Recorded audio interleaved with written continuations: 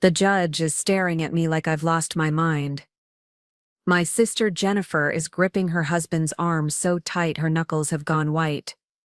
My brother Michael keeps shifting in his seat, sweat beading on his forehead, despite the courthouse air conditioning running full blast. I'm standing in front of Hamilton County's most intimidating judge, holding a small digital recorder in my trembling hand. The courtroom is dead silent, except for the hum of fluorescent lights and my father's labored breathing from his wheelchair in the front row. Your Honor, I say, my voice somehow steadier than I feel, before you declare my father incompetent and strip him of everything he's worked for his entire life, I think you need to hear what my siblings really said when they thought no one was listening. Jennifer's face goes pale. Michael starts to stand up, but his wife yanks him back down. The lawyer they hired, my own brother-in-law, looks like he's about to throw up. Because they all know exactly what's on this recording.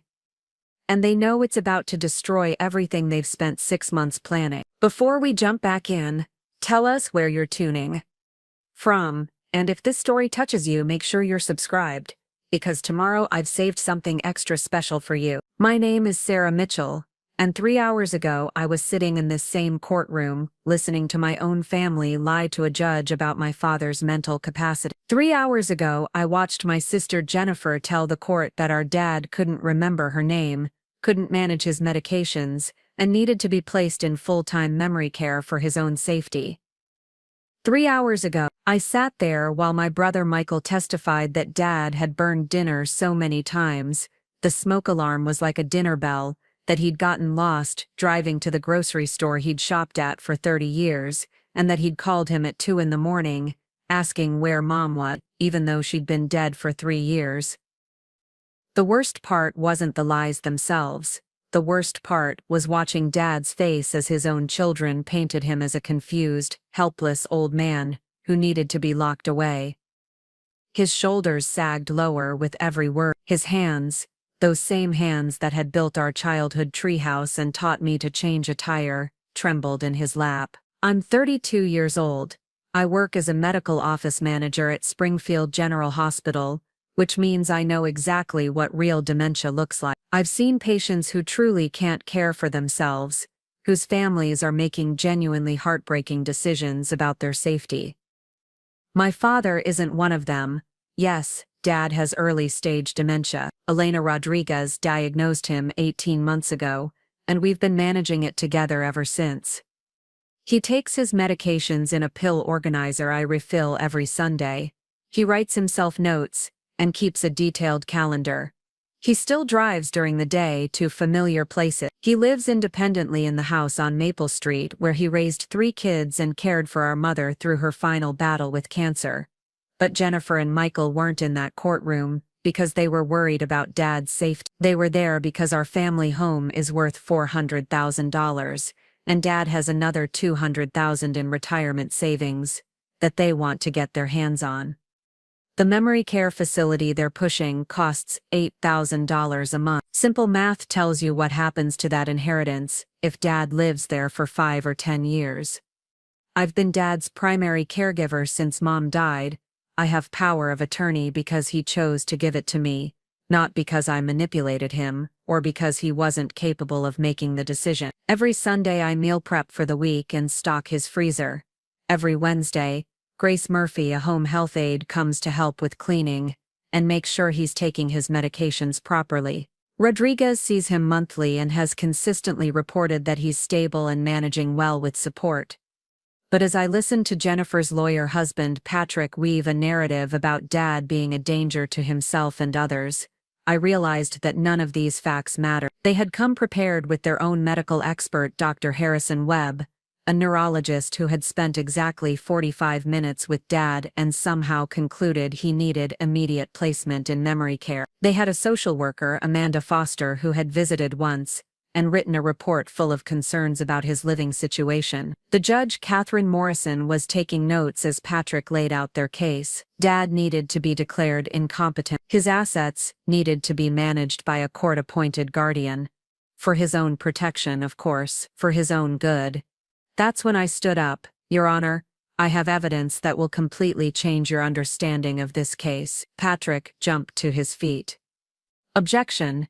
Mitchell can't just introduce evidence that wasn't part of discovery. Judge Morrison held up her hand. What kind of evidence, Miss Mitchell? My heart was pounding so hard I could hear it in my ears. This was it. The moment I'd been dreading and preparing for simultaneous. A recording. Your Honor? A recording of the petitioners discussing their real motivations for this proceeding. The courtroom erupted. Jennifer was whispering furiously to Patrick. Michael looked like he was going to be sick. Dad, bless him, just looked confused by all the commotion. I'll allow it, Judge Morrison said, and the bottom fell out of my siblings' world. Because what they didn't know was that for the past 2 months, ever since Patrick filed this petition, I had been carrying a small digital recorder everywhere I went. I had been documenting every conversation, every family meeting, every interaction where they discussed Dad's future. Not because I'm paranoid, but because I work in healthcare and I understand the importance of documentation when someone's rights are at stake. And 3 weeks ago, I had recorded a conversation that proved everything they had just told the court was a calculated lie. I had been at Dad's house helping him organize his medications for the week when Jennifer and Michael showed up unannounced. They didn't know I was there because my car was in the garage getting an oil change, and Dad had picked me up. They walked right into the kitchen where I was sitting with Dad at his old Formica table. The same table where we'd eaten thousands of family dinners growing up. What followed was 23 minutes of the most damning conversation I'd ever heard in my life. And every single word of it was captured in crystal clear digital audio.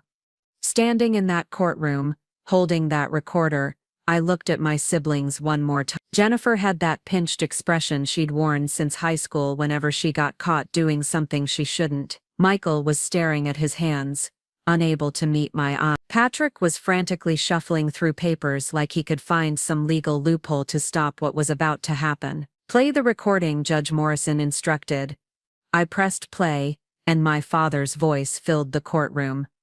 Sarah, honey, could you grab me a glass of water? All this talk about money is making my mouth dry. Then Jennifer's voice, sharp and impatient. Dad, we're trying to have a serious conversation here. I'm listening. Dad replied, his voice clear and completely coherent. You're talking about selling my house and putting me somewhere I don't want to go. Trust me, I'm paying attention. Michael's voice came next. Dad, you're not thinking clearly about this. The doctors say you need more care than Sarah can provide. Which doctors? Dad asked. Because Dr. Rodriguez thinks I'm doing fine. She told me just last week that I was managing better than most of her patients. There was a pause on the recording. Then Jennifer's voice, frustrated. That's not the point. Dad, the point is we need to be practical about this situation. Practical about what situation? Dad's voice was getting stronger, more assertive. The situation where my children want to sell my home and split the money while I'm still alive to watch them do it. The courtroom was completely silent now. Every word was landing like a physical blow. But the real devastation was still coming. Michael's voice on the recording. Nobody's talking about splitting money. Dad, then Jennifer, and this was the moment that would end their case completely. Michael. He's not going to remember this conversation anyway. Why are we pretending? We've already talked to the facility. They'll take him next month if we can get the competency ruling. The house will sell fast in this market. Even after Patrick's fees and the facility cost for the first year, we're looking at splitting at least $300,000. Jennifer, Michael hissed on the recording. What? Sarah's not here and he won't remember. Look at him. He's already confused about what we're talking about. But Dad's voice came through loud and clear. I'm sitting right here, Jennifer. I can hear every word you're saying. And I'm not confused about anything. You want me declared incompetent so you can take my house and my money. You're willing to lie to a judge and lock me away to do it. The silence that followed on the recording stretched for nearly 30 seconds. Then Dad's voice again, quieter now but devastating in its clarity. Your mother would be ashamed of what you're doing. She made me promise to fight for my independence as long as I could. She said the day I stopped fighting would be the day I really lost myself. Jennifer's response was barely audible but unmistakable. Well, Mom's not here anymore, is she? I stopped the recording. The courtroom was so quiet, you could hear people breathing. Judge Morrison was staring at Jennifer and Michael like she'd never seen anything quite like them before. Patrick was frantically scribbling notes, probably trying to figure out if there was any way to salvage this disaster. Is there more? Judge Morrison asked. 18 more minutes, I replied, including the part where they discuss coaching Webb on what to include in his evaluation, and how to make Dad's symptoms sound worse than they really are. Jennifer finally found her voice. That recording was made without our consent. It's illegal. Margaret Chen, the elder law attorney I had hired to represent Dad and me, stood up with a slight smile. Ohio is a one-party consent state, Your Honor. Miss Mitchell was present during the conversation, and had every right to record it, particularly when she reasonably believed it was necessary to protect her father's interests. Patrick was frantically whispering to Jennifer, but she shook him off. This is ridiculous. Dad needs care. Sarah can't provide the level of supervision he requires. I looked at Dad sitting in his wheelchair not because he couldn't walk, but because the stress of the hearing had exhausted him. His eyes were clear and focused, watching the proceedings with the sharp attention of someone who understood exactly what was at stake. Your Honor, I said, my father doesn't need a wheelchair. He doesn't need to be in memory care. He needs to be protected from his own children, who are willing to lie to a court and destroy his dignity to get access to his money. Judge Morrison looked at the court report. Strike everything the petitioners have presented as testimony. Schedule a new evaluation with an independent neurologist and social worker, both to be selected by the court. This proceeding is continued for 30 days. She turned to Jennifer and Michael with the kind of look that made hardened criminals reconsider their life choices. And I'm ordering an investigation into potential elder abuse and fraud. If I find out you've been pressuring or manipulating Miss Mitchell in any way, you'll be facing criminal charges. Patrick was already packing up his briefcase. The case was over, and he knew it. Jennifer was staring at me with pure hatred. Michael looked like he wanted to disappear into the floor. But Dad, my sweet, supposedly incompetent father, reached over and squeezed my hand. Thank you, sweetheart, he whispered. I knew you'd fight for me. That's when I realized this wasn't just about money or houses or inheritance. This was about the fundamental question of whether someone's worth is measured by their bank account or their humanity, whether family means protecting each other or consuming each other. And as I helped Dad out of that courthouse and into my car for the drive back to the house on Maple Street, preparing and narrating this story took us a lot of time, so if you are enjoying it, subscribe to our channel. It means a lot to us. Now back to the story. That would remain his home. I understood that sometimes the most loving thing you can do is refuse to let people destroy someone you care about, even when those people share your last name. The recording had saved Dad's independence and his dignity, but it had cost me my siblings forever. As we drove through the familiar streets of Springfield, past the diner where Dad still met his friends for coffee every Thursday, past the park where he'd pushed us on swings 30 years ago, I realized I was completely at peace with that trail. The morning after the courthouse victory, I woke up in Dad's guest bedroom to the sound of him making coffee in the kitchen. Real coffee, not the instant stuff Jennifer had tried to convince the judge he was too confused to operate safely. I could hear him humming an old Johnny Cash song, the same tune he'd whistled while building the deck behind this house 20 years ago. I had stayed the night because honestly I didn't trust Jennifer and Michael not to show up and try something desperate. They had invested too much time and money into this scheme to walk away quietly. Patrick's legal fees alone probably cost them $15,000, and Jennifer had already put a deposit down on a condo in Scottsdale that she'd planned to buy with her share of Dad's estate. When I walked into the kitchen, Dad was standing at the counter reading the Springfield Herald, his reading glasses perched on the end of his nose exactly the way they'd been every morning for as long as I could remember. He looked up and smiled, that same crooked grin that had reassured me through skinned knees and broken hearts, and every crisis of my 32 years. Morning, honey. Coffee's fresh. This was the man Jennifer and Michael had tried to convince a judge couldn't remember their name. The man they'd claimed wandered the house at night, calling for Mom, confused about where he was, standing there in his worn plaid bathrobe, completely oriented and present. He looked nothing like the helpless patient they'd described in their petition. "Dad," I said, pouring myself a cup from the pot he'd made perfectly, "we need to talk about what happens next." He folded the newspaper and set it aside, giving me his full attention. This was another thing Jennifer and Michael had gotten wrong about Dad's condition. Yes, he had moments of confusion, especially when he was tired or stressed. Yes, he sometimes repeated stories or forgot small details, but when something was important, when it really mattered, his mind was sharp as ever. "I know what you're thinking," he said. "You're wondering if they'll try again, different lawyers, different doctors, different angle." I sat down across from him at the kitchen table, the same spot where I'd done homework while he helped me with algebra problems. Dad was quiet for a long moment, staring into his coffee cup like it held answers to questions he'd been avoiding. "Jennifer called here at 6 this morning, before you were awake." My stomach dropped.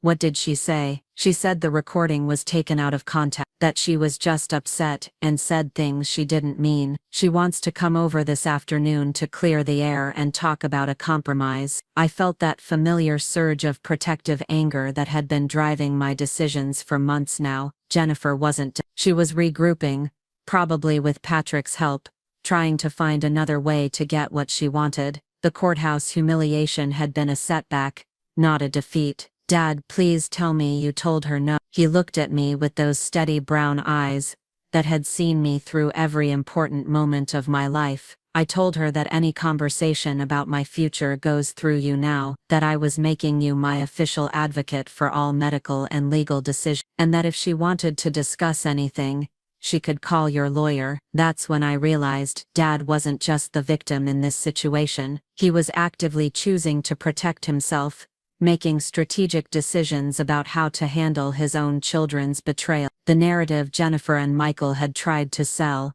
about a confused old man who needed others to think for him, wasn't just wrong, it was the opposite of who he actually was. "I also called Dr. Rodriguez this morning," he continued, "asked her to document my current cognitive state and send a copy to that judge. Figured we should have official medical records showing I'm competent to make these decisions." I stared at him, coffee cup halfway to my lips. "You did all that before I even woke up." "Sarah, I may have dementia, but I'm not stupid. Yesterday in that courtroom, I heard my own children plan to steal everything your mother and I worked for. I heard them talk about locking me away like an inconvenient problem they needed to solve. You think I'm going to just sit here and wait for them to try it again?" The steel in his voice reminded me so much of Mom during her final months, when she'd fought every battle with her characteristic fierce determination. She had refused to be treated like a victim of her cancer,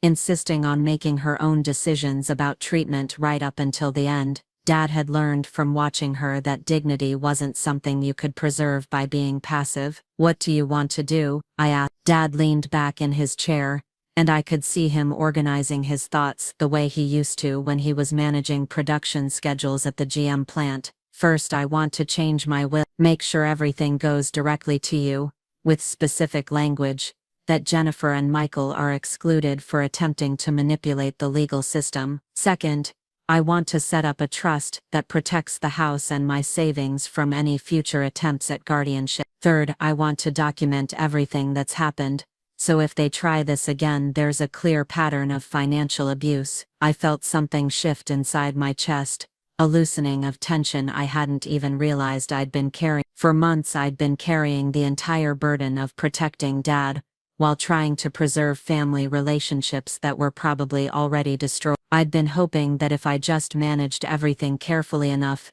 if I just provided enough evidence of Dad's competence, I could somehow prevent this conflict from tearing our family apart completely. But sitting there listening to Dad lay out his own protection strategy, I realized I'd been approaching this all wrong.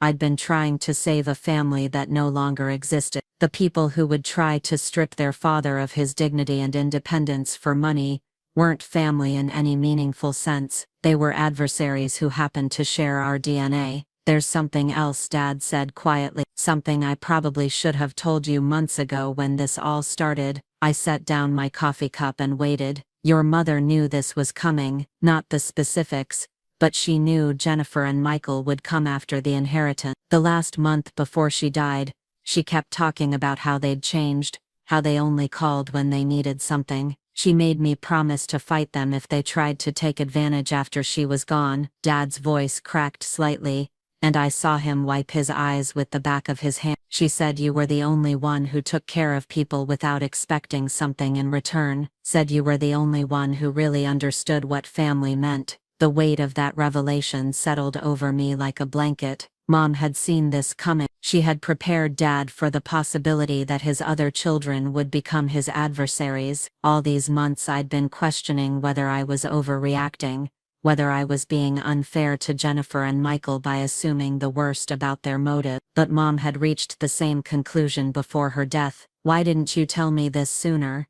"Because I hoped she was wrong. I hoped that losing her would bring us all closer together, not drive us apart." I kept thinking maybe if I gave them time, if I tried to include them in decisions, they'd remember that love isn't something you can inherit. Dad stood up and walked to the window that looked out over the backyard where he'd taught all three of us to ride by. "But yesterday in that courtroom, listening to them lie about me to a judge, I realized your mother was right. They stopped being my children the day they decided I was worth more to them helpless than healthy. That's when I made the decision that would define everything that came after. I wasn't going to spend any more energy trying to repair relationships with people who viewed Dad as a financial opportunity rather than a human being. I wasn't going to exhaust myself trying to preserve the illusion of family unity when Jennifer and Michael had already declared war. I was going to help Dad protect himself with the same fierce determination Mom had shown fighting her cancer, and if that meant accepting that our family was permanently broken, then so be it. "Okay," I said, "let's call Margaret Chen and set up everything you want to do. Legal protection, medical documentation, financial safeguards, all of it." Dad turned back from the window and smiled, but it was a different smile than I'd seen before, sadder but also more determined. "It's going to get ugly, you know. They're not going to just accept this and walk away. I know. They're going to try to turn other people against us. Cousins, family, friends, maybe even people at your work. They're going to tell everyone their version of this story, where they're the concerned children and we're the ones being unreasonable. I know. And they're going to keep trying different approaches. Maybe they'll claim you're manipulating me, or that you're after the money yourself. They'll look for any angle that gets them what they want." I stood up and walked over to where Dad was standing by the window. Outside, the oak tree he'd planted when I was 10 was turning brilliant orange in the October sunlight. This house held 30 years of memories, birthday parties and holiday dinners and quiet Sunday mornings, just like this one. Jennifer and Michael wanted to sell all of that to finance their own lives. They wanted to erase our family history for cash. "Dad, I've spent the last 3 years watching you take care of Mom with more grace and strength than I knew was possible. I've seen you manage your own diagnosis with courage and dignity. I've watched you maintain your independence while dealing with a condition that scares most people into complete dependence." I put my hand on his shoulder, feeling how solid and real he still was despite everything. Jennifer and Michael had tried to convince the world, if they want to keep fighting, we'll keep fighting back. But we're going to do it on our terms, protecting what matters instead of destroying it. Dad nodded slowly. "Your mother would be proud of you. She'd be proud of both of us." That afternoon, Margaret Chen came to the house with a briefcase full of legal documents and a plan that would make it nearly impossible for Jennifer and Michael to challenge Dad's competency again. We spent 3 hours at the kitchen table, the same table where our family had made countless decisions over the years, creating a legal fortress around Dad's independence. The irrevocable trust would protect the house from any future claim. The updated will included specific language about the attempted guardianship and why Jennifer and Michael were being excluded. The medical power of attorney was revised, to ensure that only I could make healthcare decisions if Dad ever became truly incapacitated. Most importantly, we created a detailed record of everything that had happened, including transcripts of the courthouse recording, and Margaret's professional assessment of the attempted financial abuse. If Jennifer and Michael tried this again, there would be a documented pattern of predatory behavior that no judge could ignore. As Margaret packed up her documents, she looked at both of us with the kind of respect I'd rarely seen lawyers show their client. "I've been practicing elder law for 15 years, she said. "I've seen a lot of families destroy themselves over money, but I've never seen anyone fight back as effectively as you two did yesterday." She turned specifically to Dad. "Mr. Mitchell, your cognitive evaluation from Rodriguez shows you're more than capable of making these decisions. Your performance in court yesterday proved you understand exactly what's at stake. Legally speaking, you're in a much stronger position now than you were a week ago." After Margaret left, Dad and I sat on the front porch watching the neighborhood kids walk home from school. This was another thing Jennifer and Michael had tried to take away from him, these simple daily pleasures that made life worth living. The familiarity of his own street, the routine of watching the world go by from the porch swing he'd built with his own hands. "Do you think they'll really try again?" I asked. Dad was quiet for a long time, rocking slowly in the old swing. "I think they're going to keep trying until they accept that the money's gone, not because we've spent it, but because they've lost any right to it. And you're okay with that, with Jennifer and Michael being out of our lives permanently?" Dad stopped rocking, and looked at me with an expression I'd never seen before, something between sadness and relief. "Sarah, the children I raised would never have done what they did yesterday. Those kids wouldn't have lied to a judge about their father's mental capacity for money. They wouldn't have planned to lock me away in a facility I didn't want to go to." He started rocking again, his voice getting stronger. "I don't know what happened to Jennifer and Michael, when they stopped being the people your mother and I thought we'd raise. But whoever they are now, they're not my responsibility anymore. My responsibility is to the people who actually care about me as a person, not as an inheritance." That evening, as I was getting ready to head back to my apartment, Dad handed me a small wrapped package. "What's this?" "Something your mother wanted you to have. She made me promise to give it to you when you proved you were ready to really take care of this family." Inside was Mom's wedding ring, the simple gold band she'd worn for 42 years. Tucked inside the box was a note in her handwriting. "For Sarah, who understands that love is what you do, not what you say. Take care of your father the way he took care of me. Protect what matters, let go of what doesn't." Standing in the doorway of the house where I'd grown up, holding the physical symbol of the marriage that had created our family, I finally understood what this whole battle had really been about. It wasn't about money or houses, or legal competence. It was about whether the values Mom and Dad had tried to teach us had actually taken root. Jennifer and Michael had learned to see family as a resource to be exploited. I had learned to see it as something to be protected. Yesterday in that courthouse, those different understandings had finally collided, and only one of them could survive. As I drove back to my apartment that night, Mom's ring safely in my jewelry box, and Dad's legal protection finally secured, I realized I felt lighter than I had in months. The burden of trying to preserve relationships that had already been destroyed was finally gone. The exhausting work of hoping Jennifer and Michael would remember how to be decent human beings was over. For the first time since this whole nightmare began, I was looking forward instead of backward, and what I saw ahead was a future where Dad could live with dignity, where his independence was protected, and where the people who truly cared about him could focus on making his remaining years as good as possible. The first time I should have seen what Jennifer and Michael really were was at Mom's funeral. I keep thinking about that day, about the moment during the reception when I overheard Jennifer on the phone in the church parking lot, already calling real estate agents to get estimates on Dad's house. Mom had been buried for exactly 2 hours. When I confronted her about it, she said she was just being practical, that Dad would probably want to downsize anyway, and it was smart to know what the market looked like. She said it with that patronizing tone she'd perfected in high school, like I was naive for being bothered by the timing. But now, sitting in my apartment 3 days after the courthouse victory, I'm seeing that conversation differently. It wasn't grief making her practical, it was opportunity making her predatory. I've been going through Mom's things, boxes of letters and photos that Dad asked me to organize because he wasn't ready to face them yet. Tucked between sympathy cards and thank you notes from the funeral, I found something that made my blood run cold. A handwritten list in Jennifer's unmistakable loopy script, dated just 2 weeks after Mom's burial. The list was titled, Dad's Assets, and it was detailed in a way that made me sick to my stomach. Not just the house value and retirement accounts, but specifics I didn't even know Jennifer was aware of. Mom's jewelry, appraised and itemized, Dad's life insurance policy, which he'd never discussed with any of us. Even his old tool collection from the garage, with estimated values written in the margins. At the bottom of the page, in Michael's handwriting, were the words split 3 ways after facility costs, with Jennifer's response written underneath, Sarah won't fight it if we frame it right. We had been planning this for 3 years. Since the day we buried our mother, I called Dad immediately, even though it was past 9 at night.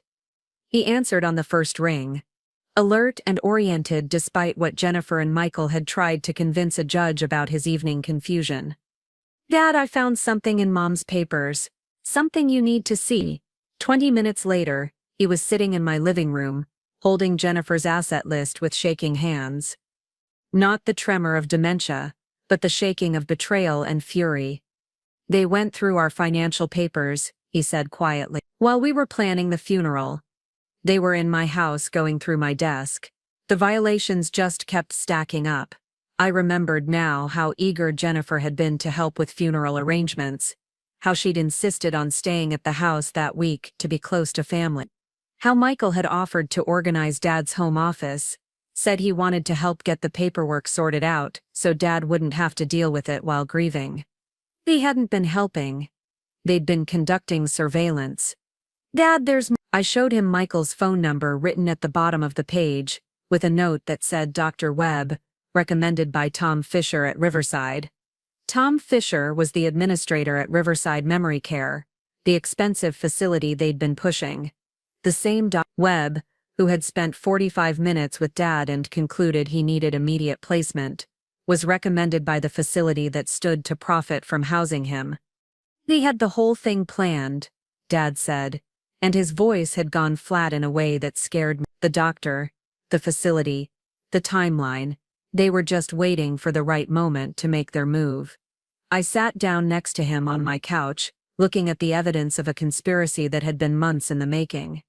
When do you think they decided to move forward? Dad was quiet for a long time, studying the list like it contained clues to a puzzle he'd been trying to solve. Remember when Jennifer started visiting more frequently this spring? When she said she was worried about me driving?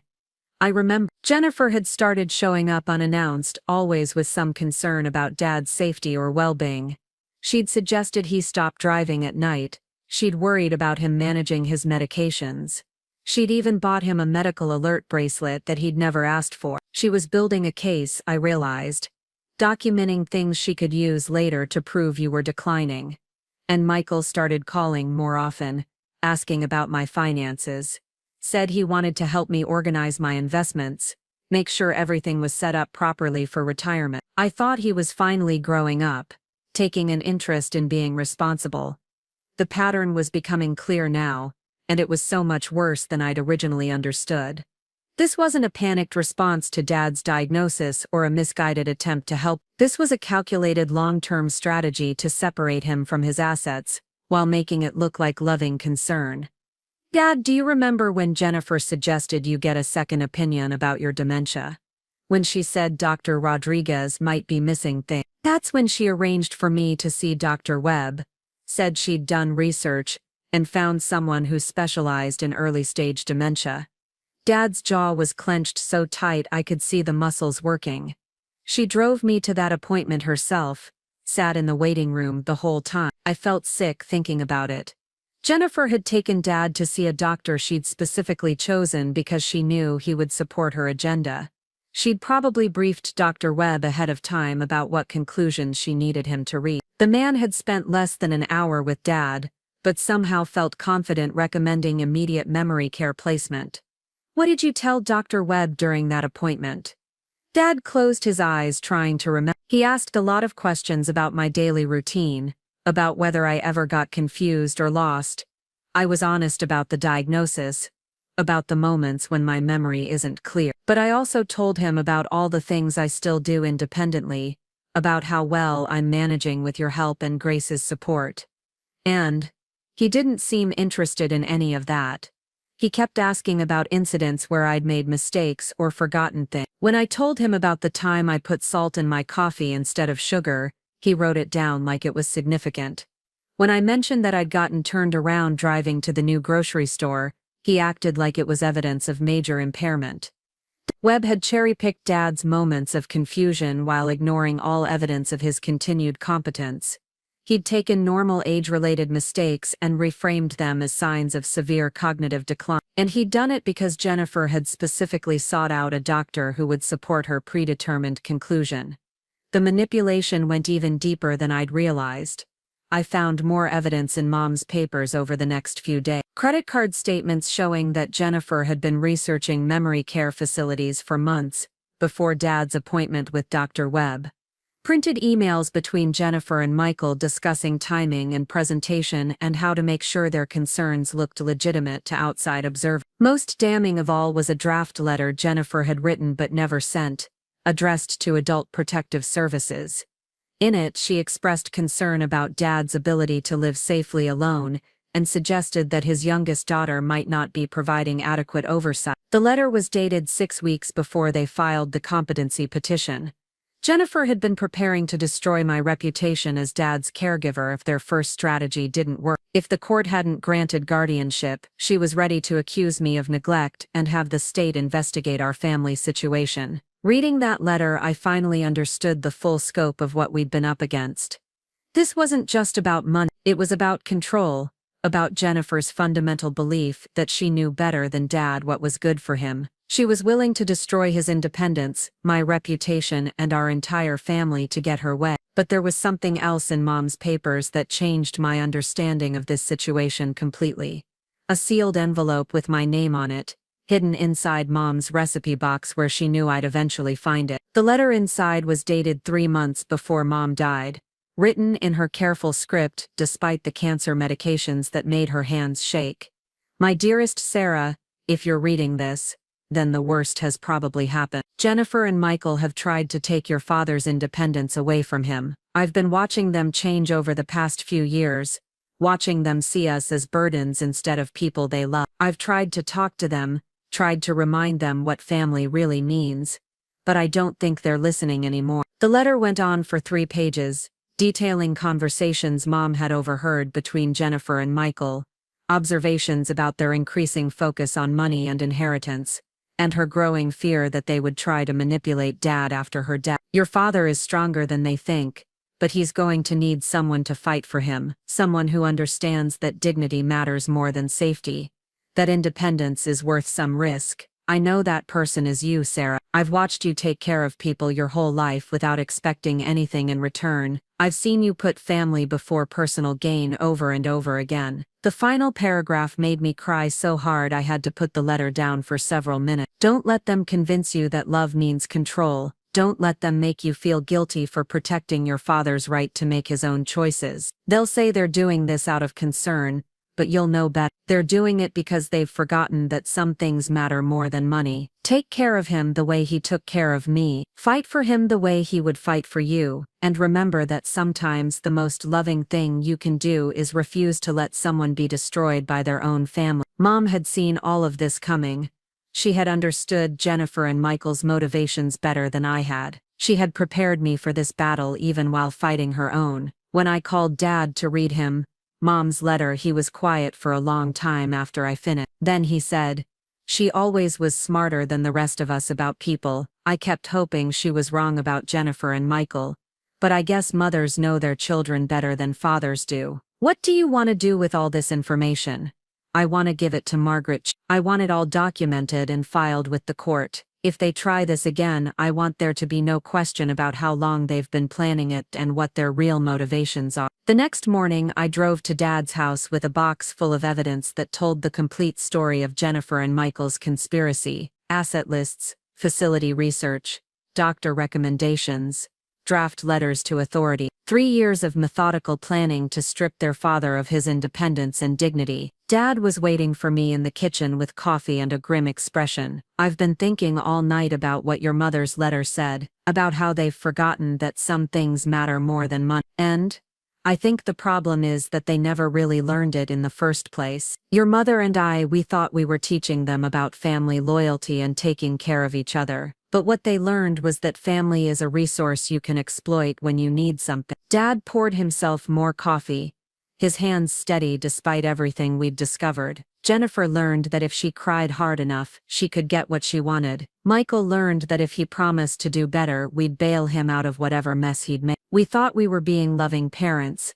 but we were actually teaching them that other people exist to solve their problems." It was a devastating realization, but it explained so much about how we'd gotten to this point. Jennifer and Michael hadn't suddenly become predatory. They'd always seen relationships as transactional. The only difference was that now the stakes were high enough for their true nature to show clearly. "The recording from the courthouse," I said, "when they talked about you not remembering the conversation anyway. That's how they really see you, isn't it? Not as a person with feelings and dignity, but as an obstacle to overcome." Dad nodded slowly.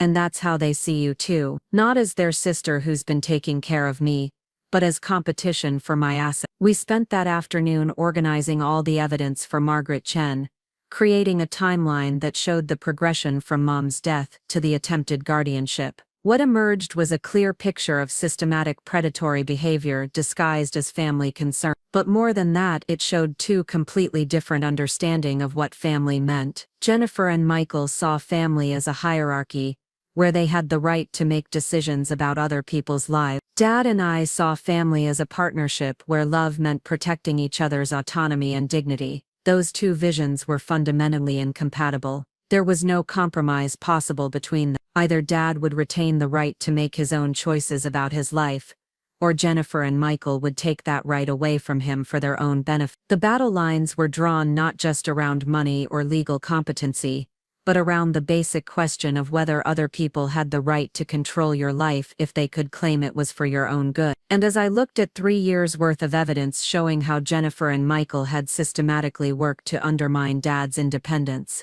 I realized that this fight was about much more than just our family. It was about the fundamental human right to dignity, even when you're vulnerable, especially when you're vulnerable. The phone calls started the week after the courthouse hearing.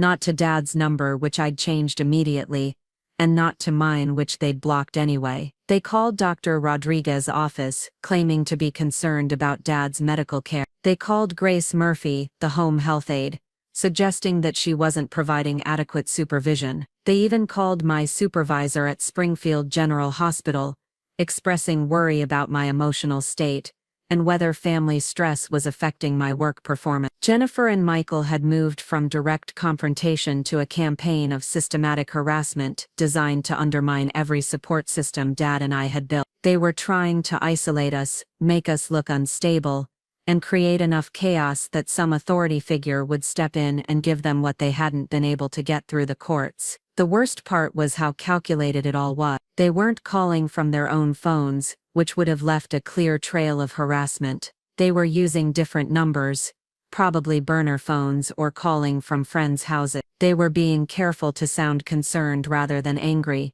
framing their contact as worried family members rather than bitter adversaries. Dr. Rodriguez called me on a Thursday afternoon, her voice tight with professional restraint. "Sarah, I need to tell you about some calls I've been receiving about your father's care." My stomach dropped. "What kind of call?" "Someone identifying herself as your father's daughter has called 3 times this week, questioning his medication management and suggesting that he's being neglected. She's asked for copies of his medical records and demanded to know why I haven't recommended memory care placement." Jennifer was trying to go around me and Dad directly to his doctor, hoping to find some medical professional who would support her position. When that didn't work, she'd probably move on to calling other doctors, therapists, anyone who might have professional contact with Dad. "Dr. Rodriguez, you know that Dad is doing well with his current care plan. You've documented his cognitive stability and his successful independent living. I know that, and I've told the caller that multiple times. But Sarah, she's also made some concerning allegations about your role in his care. She's suggested that you might be financially exploiting him, or preventing him from getting appropriate medical attention. The accusation hit me like a physical blow. Jennifer was trying to flip the script,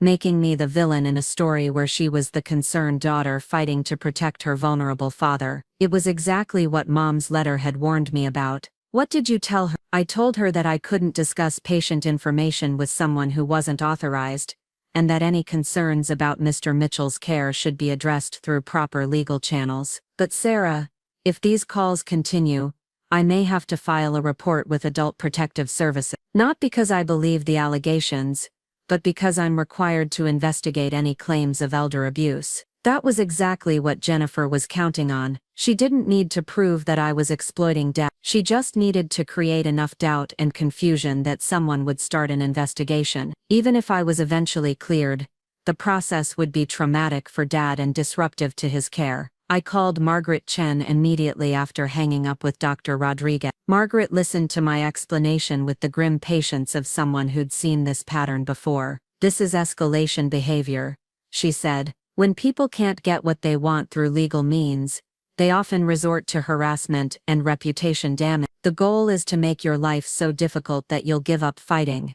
Is there anything we can do to stop it? We can document everything and file harassment complaints if they contact you directly. But third-party harassment is harder to prove and prosecute. They're being smart about staying just inside the boundaries of what's technically legal. Margaret paused, and I could hear her typing notes. However, there is something we can do proactive. We can file a restraining order request that includes provisions about third-party harassment and contact with your father's care providers. It won't stop them completely, but it will create legal consequences if they continue. The restraining order hearing was scheduled for the following week. In the meantime, Jennifer and Michael escalated their campaign. Grace Murphy called me on Friday morning, upset and confused. Sarah, I had someone come to Mr. Mitchell's house yesterday, claiming to be from Adult Protective Service. They said they were investigating reports of inadequate care and needed to inspect the house. My heart started racing.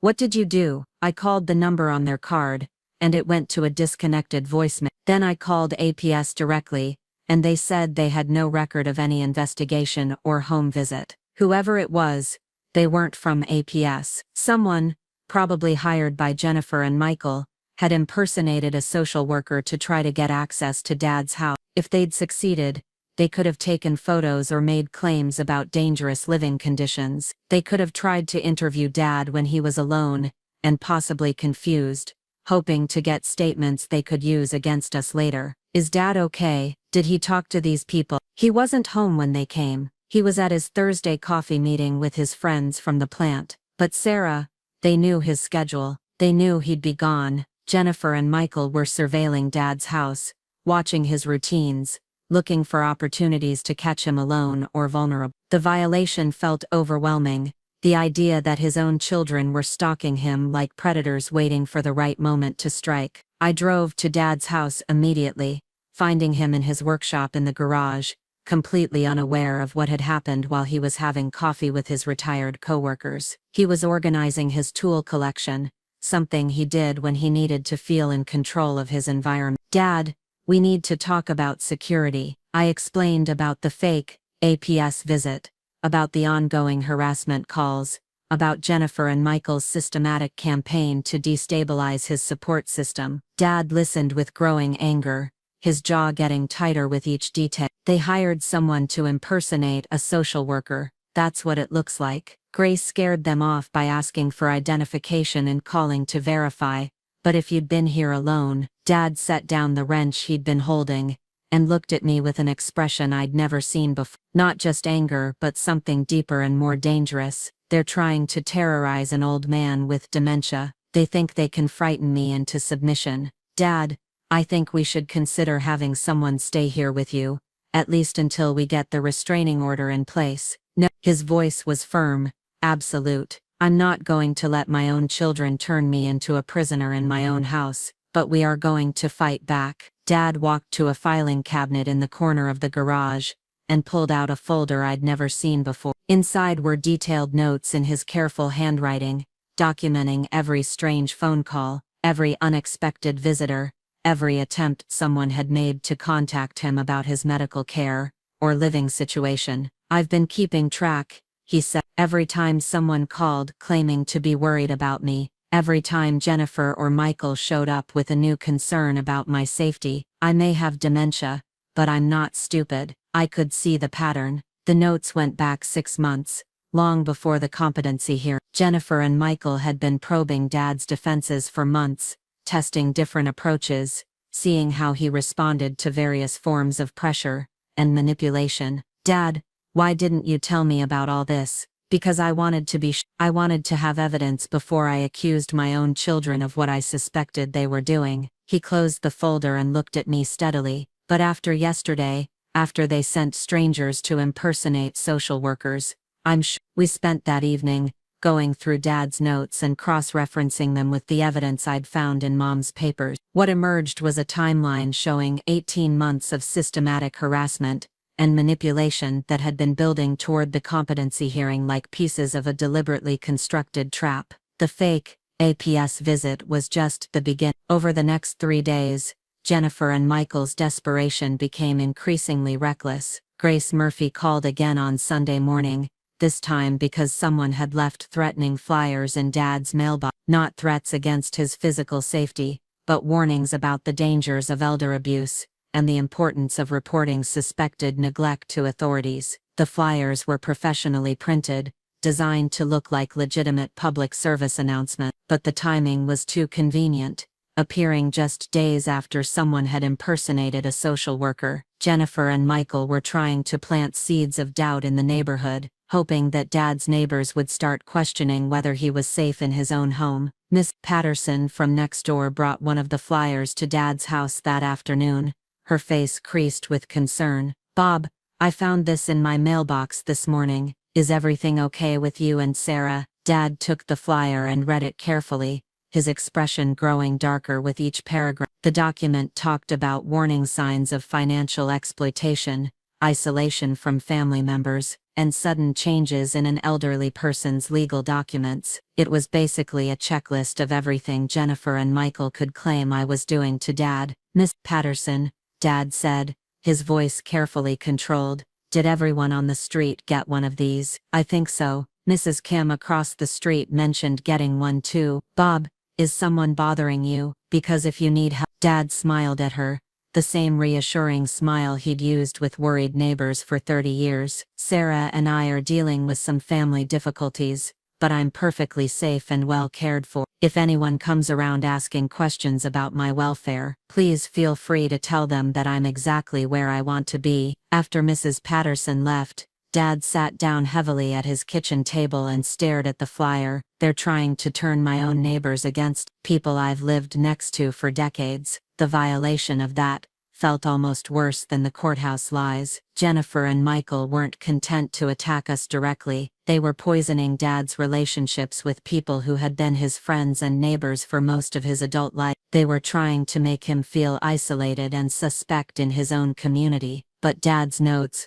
revealed that the flyer campaign was just the latest escalation in a pattern that had been building for months. Back in June, Jennifer had started calling Dad's longtime friends with subtle questions about his behavior. Had they noticed him getting confused during conversations? Did he seem to be losing track of details? Was he still safe to drive? Tommy Williams, Dad's best friend since their days working together at the GM plant, had actually called Dad to ask about Jennifer's concerns. "Bobby, your daughter called me yesterday asking if I thought you should still be driving. Said she was worried you might be having some kind of cognitive issues. I told her you seemed fine to me, but she kept pushing about whether I'd noticed any changes." Dad had brushed off Tommy's call at the time, assuming Jennifer was just being overly cautious. But now, looking at the pattern, it was clear that she'd been systematically contacting people in Dad's social circle, trying to plant doubts about his competence and safety. Michael had taken a different approach,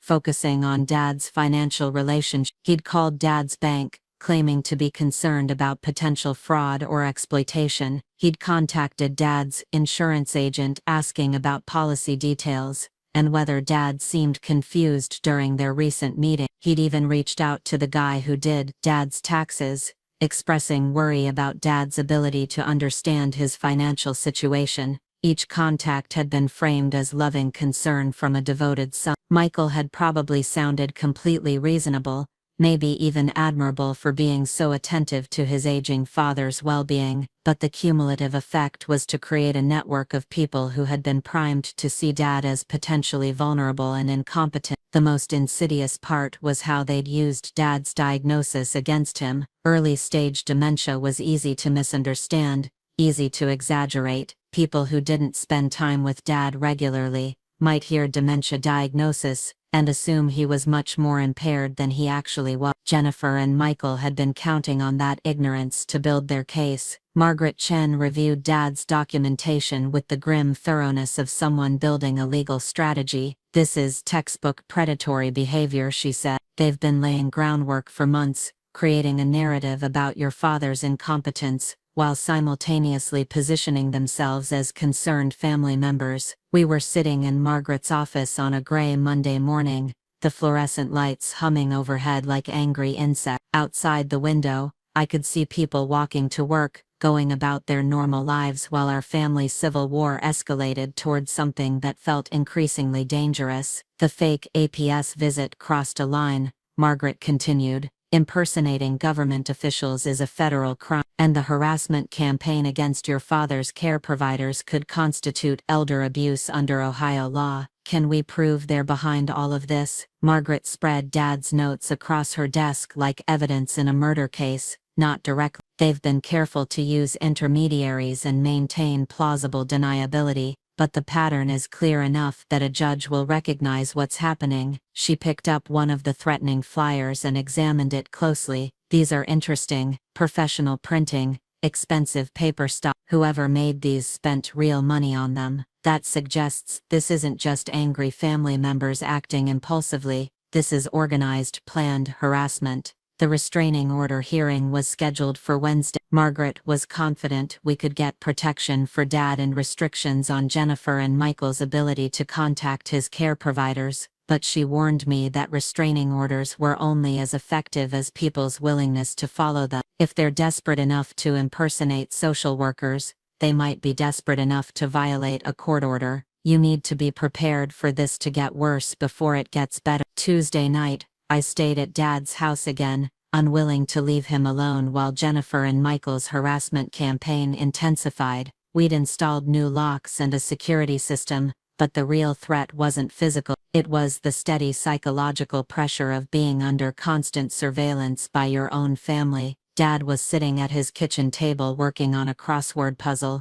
something he did every evening to keep his mind sharp. The routine was important to him, a daily proof to himself that his cognitive abilities were still intact, but I could see the strain around his eyes, the way his shoulders stayed tense even during quiet moments. "Sarah," he said without looking up from his puzzle, "I need to ask you something, and I want you to be completely honest with me." My stomach tightened. "What is it, Dad? Do you think I'm making the right choice, fighting them like this? Would it be easier for everyone if I just went along with what they want?" The question hit me like a punch to the chest. After everything we'd discovered about Jennifer and Michael's manipulation, after all the evidence of their calculated harassment, Dad was still questioning whether he had the right to protect his own independence. "Dad, look at me." He set down his pencil and met my eyes, and I could see how much this battle was costing him. Not just the stress and exhaustion, but the fundamental sadness of realizing that his own children saw him as an obstacle to overcome rather than a person to love. "You are not making this difficult by refusing to be exploited. You are not causing problems by insisting on your right to make your own decisions." Jennifer and Michael created this situation when they decided your dignity was less important than their inheritance. Dad nodded slowly, but I could see he wasn't completely convinced. "I just keep thinking about how much simpler everything would be if I just signed over the power of attorney and let them handle things." Simpler for who? For them, because they'd get immediate access to your money. "Dad, You've seen what they're willing to do to get control of your assets. You've seen them lie to judges, harass your doctors, impersonate government officials. Do you really think people capable of that level of manipulation would use power of attorney in your best interests? Dad was quiet for a long time, staring at his crossword puzzle like it contained answers to questions much more important than 7 letters for breakfast bread. Finally, he spoke. Your mother used to say that the hardest part of being a parent was knowing when to stop protecting your children from the consequences of their choices. She said the most loving thing you could do sometimes was let people face the results of their actions. He looked up at me with eyes that held 40 years of parenting wisdom and 3 years of grief. I think maybe it's time I stopped protecting Jennifer and Michael from what they've chosen to become. Wednesday morning dawned cold and gray, matching my mood as we prepared for the restraining order hearing. Dad dressed carefully in his best suit, the same navy blue one he'd worn to Mom's funeral and my college graduation. He wanted to look competent and dignified, wanted the judge to see him as the sharp, capable man he still was, rather than the confused invalid his children had tried to portray. Margaret met us at the courthouse with a briefcase full of evidence and a strategy designed to show the systematic nature of Jennifer and Michael's harassment. She'd organized Dad's notes chronologically, creating a timeline that demonstrated the escalation from subtle manipulation to outright intimidation. Jennifer and Michael arrived with Patrick, all 3 of them looking like they'd rather be anywhere else in the world. This wasn't the fight they'd wanted. They'd expected Dad to fold under pressure, to accept their authority rather than drag the family through another public legal battle. Judge Morrison, the same woman who'd dismissed their competency petition, took the bench with an expression that suggested she remembered our family and wasn't pleased to see us back in her courtroom so soon. Miss Chen, she said, you're requesting a protective order for Mr. Mitchell. Please explain the basis for this request. Margaret stood and began laying out the case with methodical precision. The timeline of harassment calls to medical provider, the fake APS visit with documentation from Grace Murphy and the real Adult Protective Services office confirming they'd never sent anyone to Dad's house.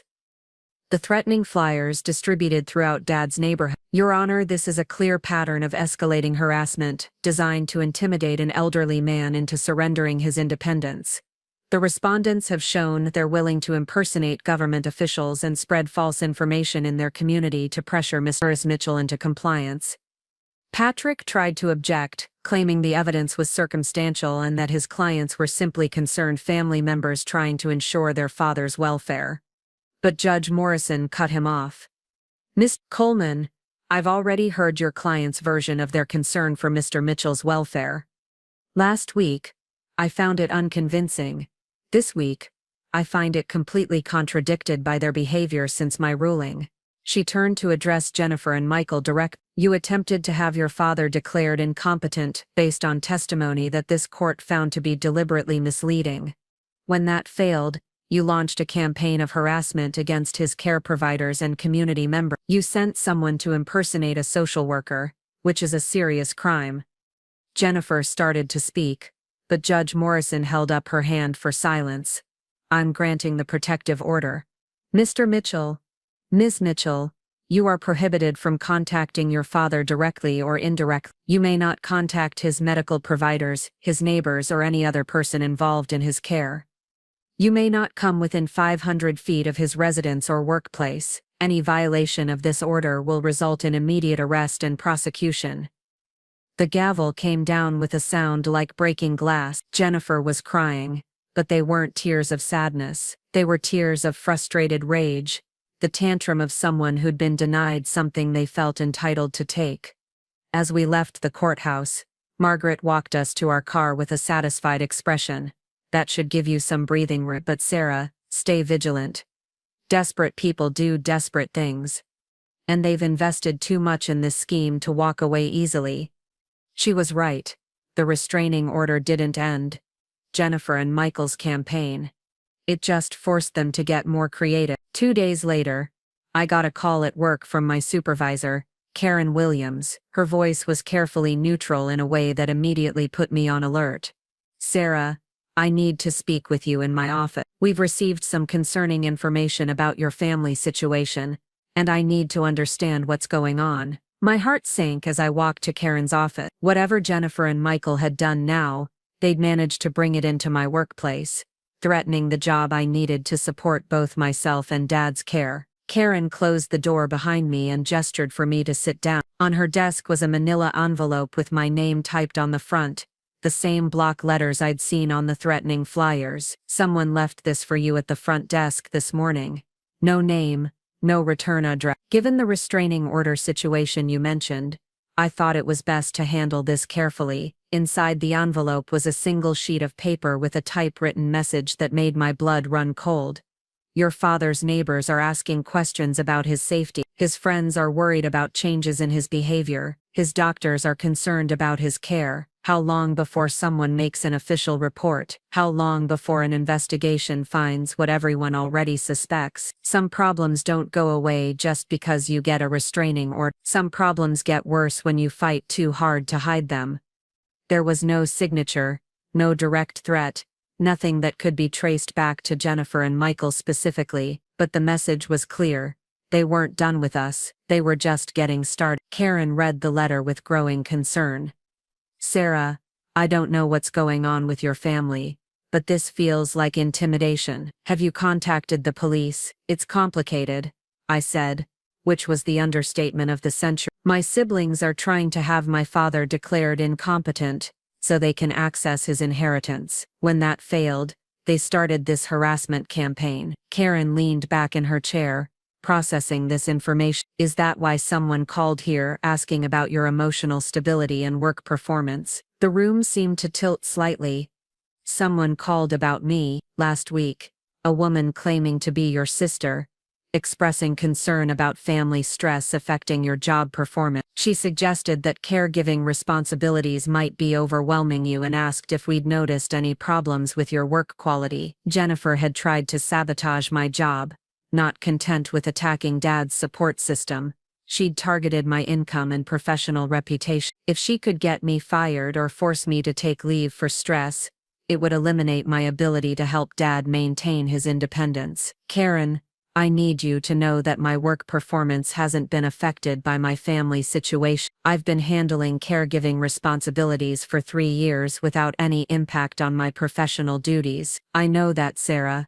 Your work has been consistently excellent, which is why the call struck me as odd. But I wanted you to be aware that someone is actively trying to undermine your professional reputation." The letter campaign expanded over the next week. Identical envelopes appeared at Grace Murphy's agency, at Doc Rodriguez's office, and at the offices of 3 other doctors Dad had seen for routine care over the past year. Each contained slightly different messages, but all suggested that Dad was being neglected or exploited, and that an investigation would reveal serious problems. Margaret Chen called it a whisper campaign, designed to create enough doubt and concern that someone would feel obligated to contact Adult Protective Services or other authorities. Jennifer and Michael couldn't directly file false reports without violating the restraining order, but they could try to manipulate others into making those reports for them. "The strategy is psychological warfare," Margaret explained during an emergency meeting in her office. "They're trying to wear you down,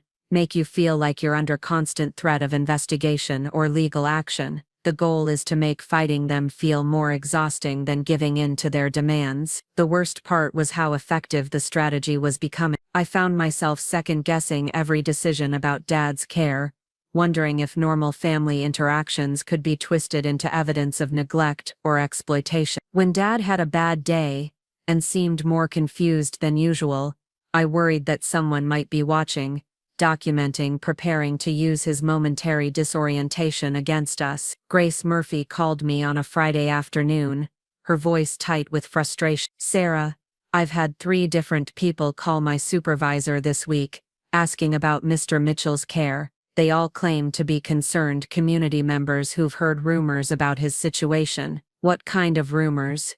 "That he's being isolated from his family, that his medications aren't being managed properly, that he's lost significant weight and seems depressed." None of it's true, but my supervisor is starting to ask questions about whether we need to increase his care level or bring in additional oversight. Jennifer and Michael were systematically contaminating every relationship and support system Dad had built. They were turning his medical care, his community connections, and his daily routine into sources of stress and suspicion rather than comfort and stability. But Dad surprised me with his response to the escalating harassment. Instead of becoming more anxious or withdrawn, he seemed to grow more determined with each attack. He started documenting everything himself, keeping a detailed log of suspicious phone calls, unexpected visitors, and unusual incidents in his neighborhood. If they want to play games, he told me one evening as he updated his harassment log, we'll show them what a sharp mind really looks like. I may have dementia,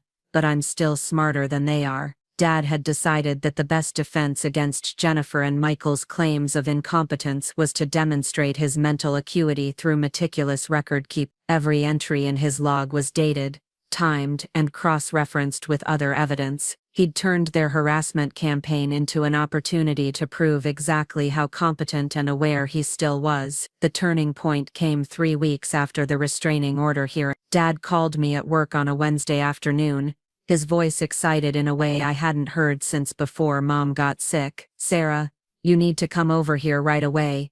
I caught them." "Caught who doing what?"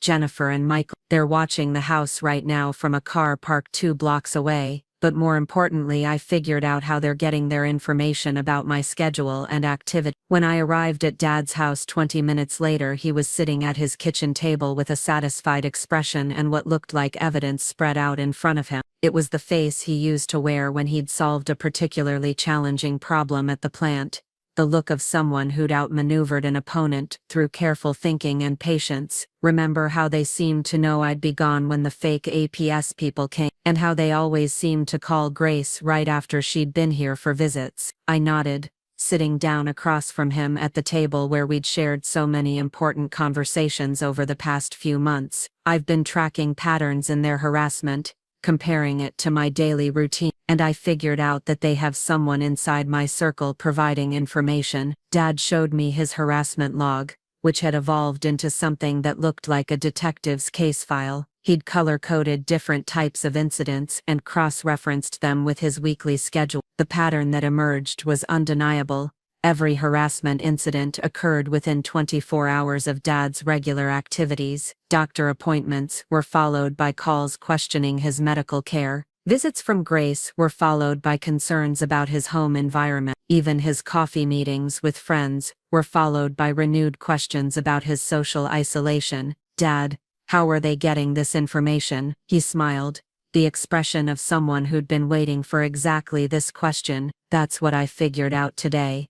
Dad walked to his front window and pointed to a car parked half a block away. "They've been out there for 2 hours watching the house. But they're not just watching, they're coordinating." He handed me a pair of binoculars he'd retrieved from his closet. Through the lenses, I could see Michael sitting in the driver's seat of an unfamiliar sedan, talking on his phone. In the passenger seat was someone I didn't recognize, a woman with short gray hair who was also holding a phone. "That's Amanda Foster," Dad said, "the social worker who did the evaluation for their competency petition. She's been helping them monitor my activities and feeding them information about my routine." The revelation was stunning. Amanda Foster had presented herself as a neutral professional evaluating Dad's living situation, but she'd actually been working with Jennifer and Michael to build their case against him. She'd been using her access as a social worker to gather intelligence that they'd use to coordinate their harassment campaign. "Dad, this is huge. Professional misconduct, conspiracy, maybe even criminal activity." Dad nodded, still smiling.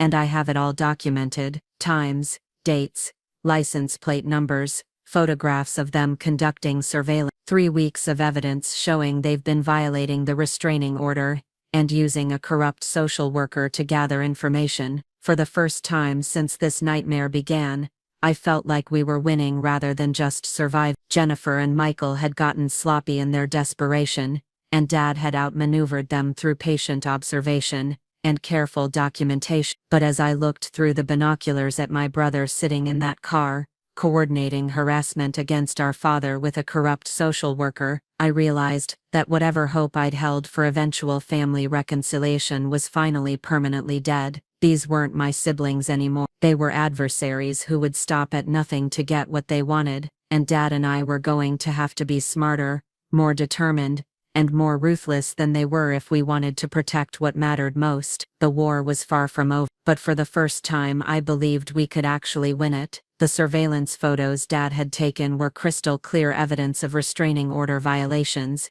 but they were also something much more devastating. They were proof that Jennifer and Michael had recruited a network of accomplices to continue their campaign against us. Amanda Foster wasn't acting alone. She was part of an organized effort that included at least 3 other people we could identify from Dad's documentation. Margaret Chen spread the surveillance photos across her conference table like a detective building a murder case. The images showed Michael's car parked in various locations around Dad's neighborhood over a 3-week period, always with different passengers, always positioned to watch the house without being obvious about it. "This isn't just harassment anymore," Margaret said, her voice carrying the authority of someone who'd spent 15 years prosecuting elder abuse cases. "This is stalking, conspiracy, and professional misconduct. We have enough evidence here to file criminal charges." Dad sat quietly in the leather chair across from Margaret's desk, wearing the same navy suit he'd worn to court hearings,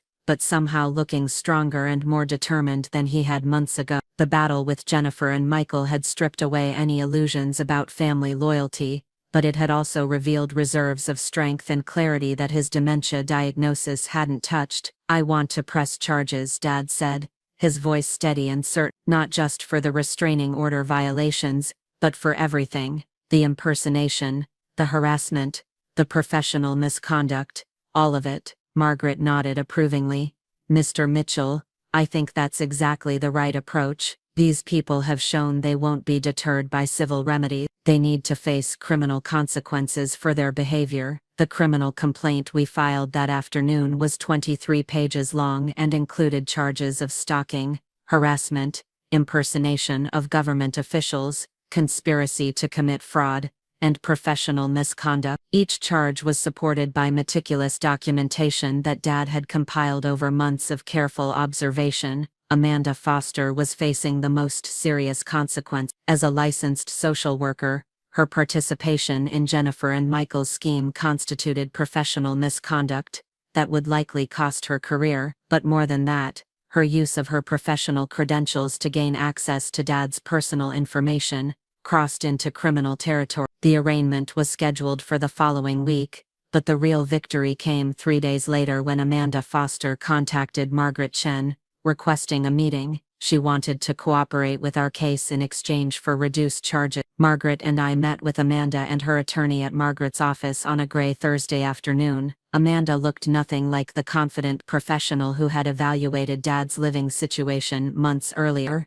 She seemed smaller, older, defeated by the realization that her career and reputation were about to be destroyed by her association with Jennifer and Michael. "I need you to understand that I genuinely believed we were helping Mr. Mitchell," Amanda said, her voice barely above a whisper. "Jennifer and Michael presented very convincing evidence that he was being neglected and possibly exploited." Margaret's expression didn't change. "What kind of evidence?" "Financial records showing large withdrawals that Sarah had supposedly made without authorization, medical reports suggesting rapid cognitive decline, photographs of the house that made it look unsafe and unsanitary." My blood ran cold. "What photographs?" Amanda's attorney slid a manila folder across the table. Inside were dozens of images that had clearly been taken inside Dad's house, but they'd been manipulated to make normal household conditions look dangerous and neglectful. One photo showed Dad's kitchen counter covered with pill bottles,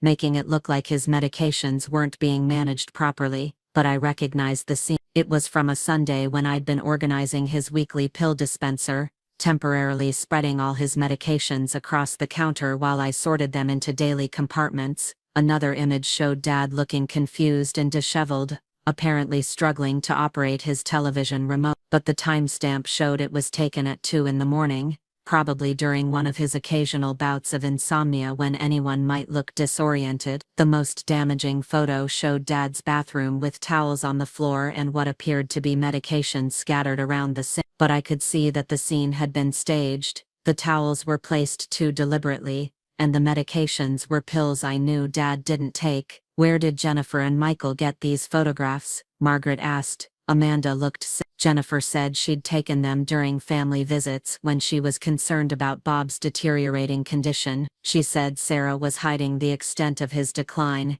and that these photos showed the reality of his living situation. The photos had been taken during Jennifer's supposed concern visits over the summer, but they'd been carefully staged and manipulated to support a narrative of neglect and incompetence. Jennifer had been building a false case against Dad and me for months, creating fake evidence to justify their attempts at guardianship. There's more, Amanda continued.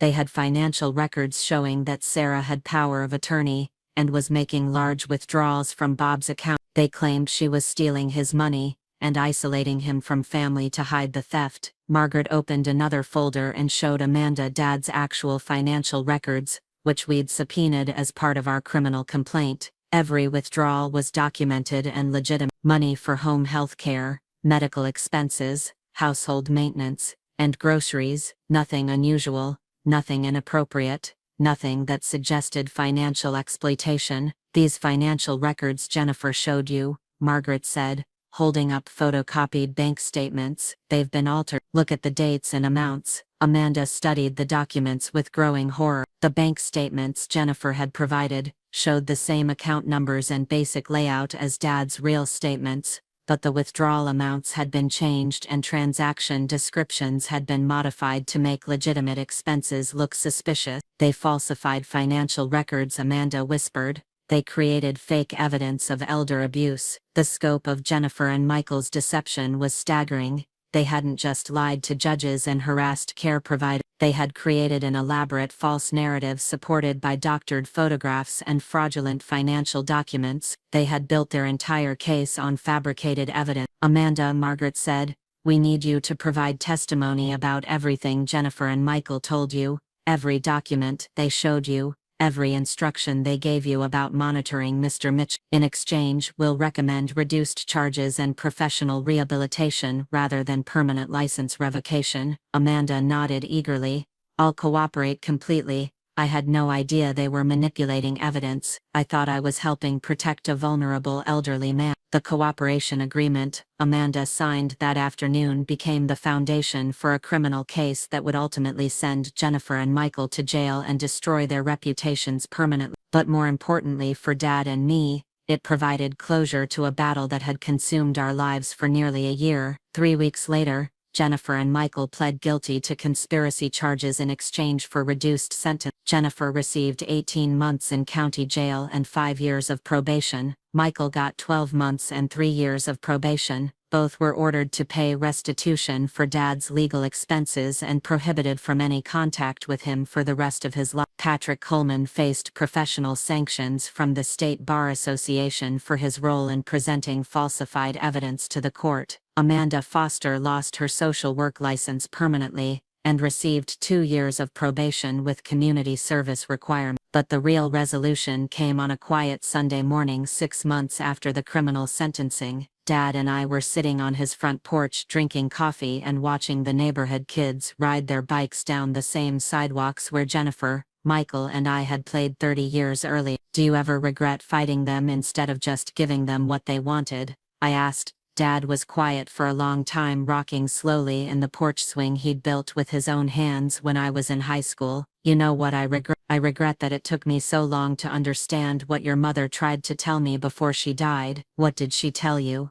She said some people stop being family when they decide your value is measured by what you can give them instead of who you. She said the hardest part of love is knowing when to protect yourself from people who used to deserve your protection. Dad stopped rocking and looked at me with eyes that held wisdom earned through the most painful kind of education. I spent 40 years raising Jennifer and Michael to be decent human beings. I thought if I just loved them enough, if I just gave them enough chances, they'd remember what I tried to teach them about treating people with dignity. A cardinal landed on the porch railing and sat there preening its bright red feathers in the morning sunlight. Dad and Mom had always loved cardinals, said they were good luck when they visited your home, but your mother was right. Some people choose to become strangers to their own value. Jennifer and Michael chose money over family, control over love, manipulation over honesty. I didn't make those choices for them, I couldn't change those choices for them, all I could do was refuse to be destroyed by them. The criminal case had been resolved, but the deeper healing was still ongoing. Dad's dementia was progressing slowly but inevitably. Some days were harder than others, some conversations more confused, some routines more difficult to maintain. But he was facing those challenges with dignity and autonomy, in his own home, surrounded by people who genuinely cared about his well-being. Grace Murphy still visited twice a week, but now she also brought her teenage grandson who was fascinated by Dad's stories about working at the GM plant. Dr. Rodriguez continued to monitor Dad's condition with visits that felt more like friendly check-ins than medical evaluation. Tommy Williams and the other guys from the plant coffee group had started coming by the house regularly, treating Dad like the sharp, capable friend he still was rather than a patient to be managed. Most importantly, Dad had reclaimed control over his own narrative. Instead of being defined by what he couldn't do anymore, he was defining himself by what he chose to do with the capabilities he still had. He'd started volunteering at the local historical society, sharing stories about Springfield's industrial history with school groups. He'd begun writing down family stories and memories for future generations, creating a legacy that had nothing to do with money or property. The house on Maple Street had become more than just a place Dad refused to leave. It had become a symbol of the right to determine your own life, to make your own choices, to maintain your dignity even when other people decided you were inconvenient or unprofitable. 6 months after the criminal sentencing, I moved into the house with Dad, not because he couldn't live independently, but because we both realized that family wasn't about obligation or inheritance or even blood relationship. Family was about choosing to take care of each other without expecting anything in return except the satisfaction of protecting what mattered most. On the anniversary of Mom's death, Dad and I planted a new oak tree in the backyard to replace one that had died during a storm the previous winter. As we worked together in the rich Ohio soil, Dad suddenly stopped digging and looked at me with complete clarity. "Sarah, I need to make sure you understand something important." I straightened up, wiping dirt from my hands on my old jeans. "What's that, Dad?" "This whole battle with Jennifer and Michael, everything we went through to protect my independence, it wasn't really about me. It was about proving that some things are worth fighting for even when fighting is hard and expensive and painful." Dad leaned on his shovel, looking out over the backyard where he'd taught 3 children to ride bikes and throw baseballs and plant gardens. "Your mother and I spent 40 years building a life based on the idea that people deserve to be treated with respect and dignity regardless of their age or their health or their usefulness to other people." He turned to face me directly, his brown eyes sharp and focused despite the disease that was slowly stealing pieces of his memory. "When Jennifer and Michael tried to take that away from me, tried to reduce me to a problem that needed to be solved, or a resource that needed to be managed, they weren't just attacking me, they were attacking everything your mother and I believed about how human beings should treat each other." The new oak tree stood barely 4 feet tall in the hole we'd dug for it, but Dad looked at it like he could see the mighty tree it would become decades in the future. "This tree is going to outlive both of us," he said, "but the principle we fought for, the idea that dignity matters more than convenience, that's going to outlive this tree. That's what we really won when we refused to let them destroy what mattered most." As we finished planting Mom's memorial tree, I realized Dad was right. The battle with Jennifer and Michael had never really been about money or houses or even family relationships. It had been about fundamental questions of human worth and the right to self-determination. We had proven that you could fight predatory behavior, and we had shown that careful documentation and legal strategy could protect vulnerable people from exploitation by their own family members. We had demonstrated that sometimes the most loving thing you could do was refuse to be destroyed by people who claimed to love you. But most importantly, we had preserved Dad's right to live and die with dignity, to make his own choices about his care and his future, to remain the author of his own story even as that story entered its final chapter. The criminal justice system had vindicated our position and punished Jennifer and Michael for their attempted exploitation. The legal system had protected Dad's assets and independence through carefully constructed trusts and powers of attorney. The medical system continued to support his autonomy through professional care providers who respected his choices and capabilities. But the real victory was quieter and more personal. It was Dad sitting on his front porch every morning, greeting his neighbors and watching the world wake up around him. It was the satisfaction of knowing that his home remained his sanctuary rather than becoming his prison. It was the peace of accepting that some family relationships couldn't be saved, but that didn't mean all family relationships were doomed. 2 years after the courthouse hearing where I played that devastating recording, Dad's condition had progressed to the point where he needed more assistance with daily activity. But he was still living in his own home, still making his own decisions about his care, still surrounded by people who saw him as a person rather than a problem. When the time came to increase his care level, it was his choice made in consultation with me and his medical team. When he eventually needed memory care, it was a facility he visited and approved rather than a place he was sent against his will. When he made decisions about end-of-life care, they were his decisions based on his values, rather than choices imposed by people who claimed to know what was best for him. Jennifer and Michael never attempted to contact us again after their release from jail. I heard through distant relatives that Jennifer had moved to Arizona and was working as a cashier at a grocery store. Michael had moved in with his ex-wife and was struggling to find steady employment with a criminal record. Their grand plan to inherit Dad's wealth had cost them their freedom, their reputations, and any possibility of reconciliation with their family. But I felt no satisfaction in their downfall, no sense of revenge or vindication. Their fate was simply the natural consequence of choices they had made about how to treat other people. Dad and I had protected ourselves from their predatory behavior, but we hadn't caused their destruction. They had done that to themselves. The final resolution came on a spring morning when Dad called me into his bedroom and handed me a sealed envelope with my name written in his careful script. "This is my real will," he said. "Not the legal document Margaret has on file, but my personal message to you about what I hope you'll remember about all of this." Inside was a single page in Dad's handwriting, the letters sometimes shaky but the words unmistakably clear.